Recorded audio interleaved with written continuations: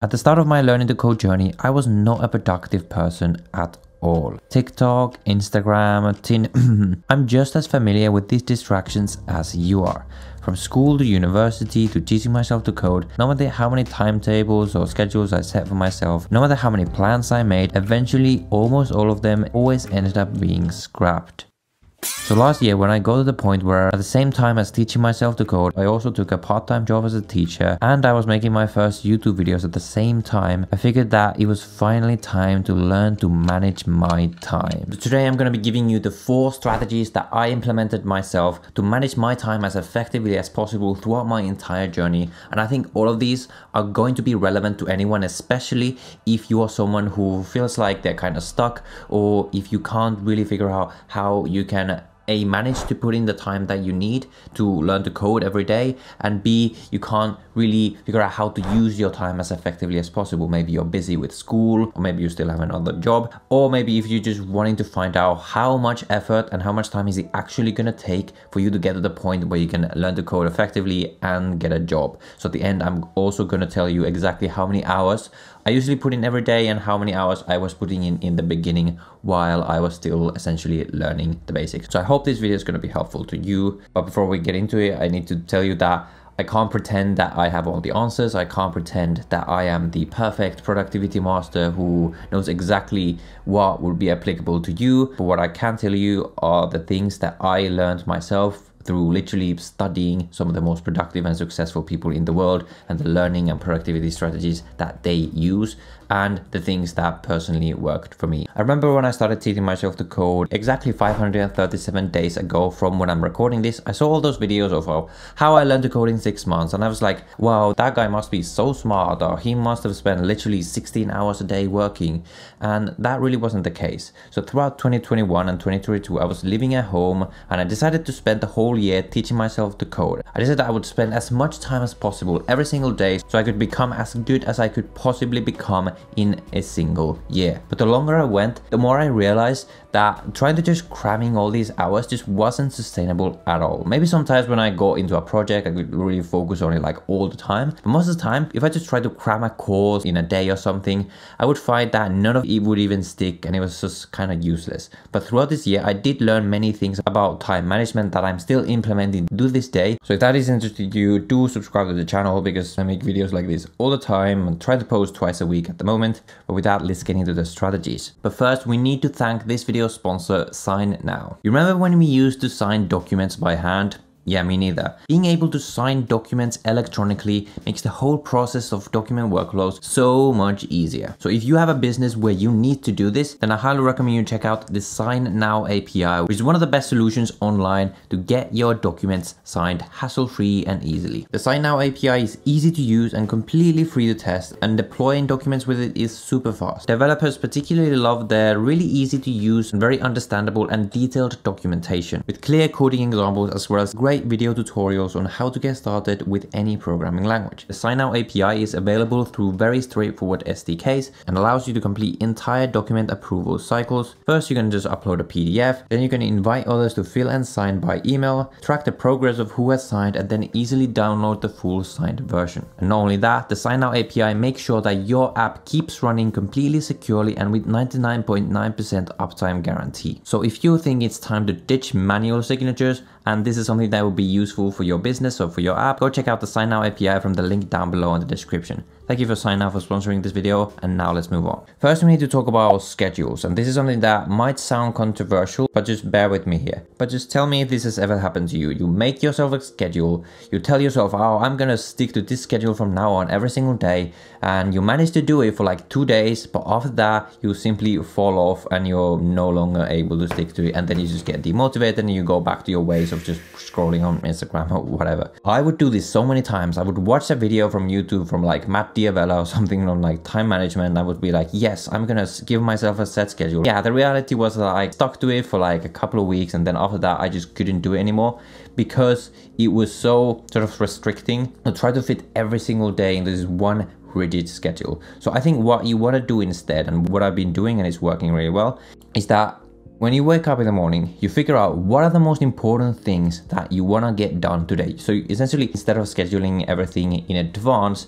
you just figure out the tasks that you need to do. And then based on what responsibilities and what things you need to do that day, you figure out in order of importance, in what order you want to do these tasks. You try to estimate how long they're going to take, and sort of you go day by day or maybe a couple of days in advance, because things are always going to happen. And doing that every single morning, I find that I still keep most of the benefits of having a schedule, but I retain the flexibility to allow for things to just happen during the day. And I know now you're going to say, oh, but how can I actually motivate myself to actually do these tasks? And I'll talk about that in a second. But first, what is actually the way to get these tasks done every day, like as efficiently as possible without wasting time, and especially without burning out? The mistake people do, people think that they just need to like cram out as many hours as possible, and that's just not the way to go at all. Like, it's been shown so many times that as humans, we have a very limited energy that we can use in a day to like do very effective work. So if you're trying to do too much, it's just gonna be counterproductive,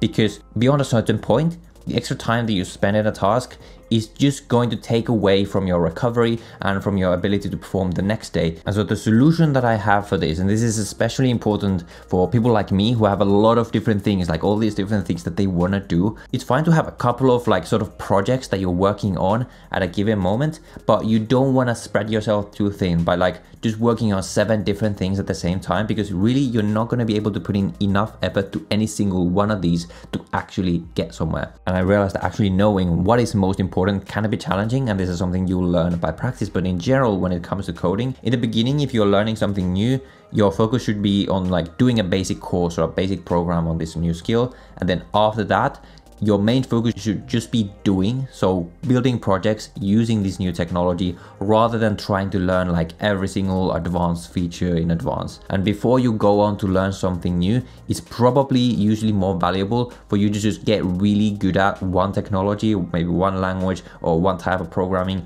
than trying to learn like 5 of them at the same time. Okay, so in summary, so far you have implemented the strategy of figuring out the tasks that you need to do every single day, and all of these tasks are ideally related to the most important projects or the most important things that you're working on at any given moment. So then how do we actually make sure that we get these things done efficiently without spending a lot of time necessarily, and without spending like 2 years actually getting good at a language or something? And the solution for this is a very popular sort of time management strategy, which is called time boxing or time blocking, some people call it. And this is literally the strategies that Elon Musk, so Elon Musk is like, he's building like 5 companies at the same time. He's trying to get humanity to Mars. He's doing like a million things at the same time. And this is literally the strategy that he has talked about that he uses for his day. So you know that this works. The idea is that when you come up with a thing that you need to do, like let's say there's a bug in your project that you want to fix. In step 1, you've estimated how much time doing that task is going to take you. And then what you're going to do is you're going to block out from your calendar literally like a 2-hour window, for example, if it's going to take you 2 hours to do it. And then during that 2 hours, you're only allowed to focus on that particular task.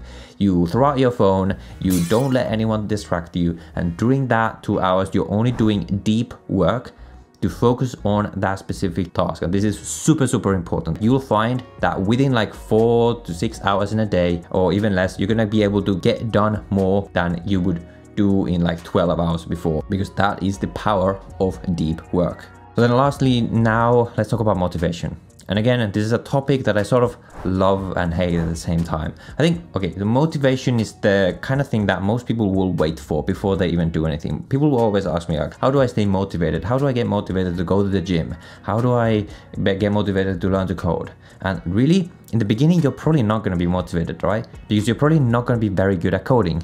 And if you haven't ever gone to the gym, you're probably not going to be very good at, training at the gym. So you're going to feel afraid, you're going to feel like sluggish, you're not going to feel like starting. I've talked about this concept of the dip before in one of my videos, on a couple of my videos. But essentially the way it works, in the very, very beginning, when you sort of hear about the idea and the potential results of learning to code or of going to the gym, you're going to be super motivated, because you're just going to think about the end result. You're going to be thinking about, oh, I'm going to get so hench, or I'm going to get a super high paying job. But once you sort of start, when you get started, you realize just how hard getting to this end goal actually is. So you enter this like dip, and this is the place where 99% of people will quit. They will stop because they will not have the motivation to get going. So at this point, you should just completely ignore motivation. Instead, just focus on having discipline. Build the self-discipline to be able to do the hard work and to push past this dip even when you don't want to, even when you don't feel like it. If you want to live your life based on just doing all the things that you really want to do in the moment, like that's fine, like you can do whatever you want. But if you live like that, I can tell you that you're never gonna get anywhere with anything, because anything worth achieving is always gonna be hard. So with all of these strategies in mind, how many hours does it actually take you to get really good at coding? How many hours did I spend every single day learning to code for like more than a year now? And I hate to give this answer, but it depends. And I know this is the most annoying answer in the world, so I'm actually gonna try to analyze this a bit. In the beginning, I think because during this gap year that I had, I was pretty much focused on learning to code almost full time. I did have, as I said, my part-time job. So in the days I was working, it was maybe like a part-time thing of learning to code. So if you want an answer, maybe it was like 4 to 6 hours a day on average, but not all of that would be like deep work. Some of it will be like shallow work of like watching videos or something, like not super important stuff. But like in terms of you, I would say 2 hours a day is a good target for every single person. Like it doesn't matter if you have a job, it doesn't matter if you're already at school, like you should be able to put in 2 hours, like whether it's in the morning before you go to school or it's in the evening before you go to school or work or whatever. You should be able to put in at least one deep work block in a day to achieve like at least one important task in a day. So if you want like practical advice from this video, for every single day, figure out one thing that you want to achieve in terms of coding. Maybe it's completing a section of a course, maybe it's completing a part of a project, whatever it is. One important goal that's like at the top of the hierarchy of things that's going to be most important to you to get towards your goals. And you block out time from your day, wherever you feel like you can fit it in, for like 2 to 3 hours, and you just focus on the thing during those 2 to 3 hours. And I promise you, you are going to start achieving things. So if you want practical advice, then there you go. That's my recommendation. I hope that helps you. If you want to hear more, you can watch this video right now. And one last thing is that I'm doing another free live stream. This time we'll be coding a React application that's coming up on the 15th of December. There's going to be a link down below in the description. I highly recommend you go sign up for it. Hope to see you there, and I hope you